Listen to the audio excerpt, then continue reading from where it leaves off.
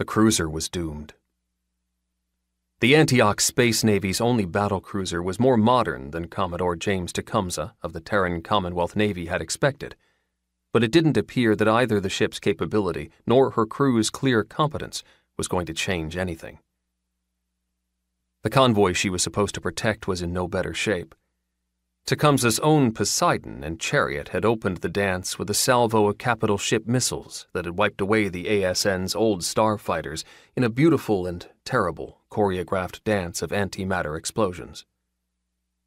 Now the two TCN ships hung back out of sensor range of their enemies, watching as the pirates they'd armed and enabled swooped in at the older cruiser. 12 ships, each barely a tenth of the battlecruiser size, burned toward her at 250 gravities, and missiles led the way. Those were modern missiles, too. Commonwealth-built Stormwind capital ship missiles delivered into the pirates' hands by one Commodore James Tecumseh. James stood on Poseidon's flag deck and tried not to feel a black stain sink across his soul. He was 400 light-years from home. On the far side of the Rimward marches, his commander was charged to annex for the Commonwealth, attacking civilian shipping as a distraction. "Lieutenant Emoto," he summoned his communications officer. "Inform Colonel Barbados that he is to deploy his assault shuttles to board any ship that appears to be escaping Kawati's raiders." "Yes, Commodore," the young man, a dark-skinned native of Earth's Japanese islands, replied. He paused.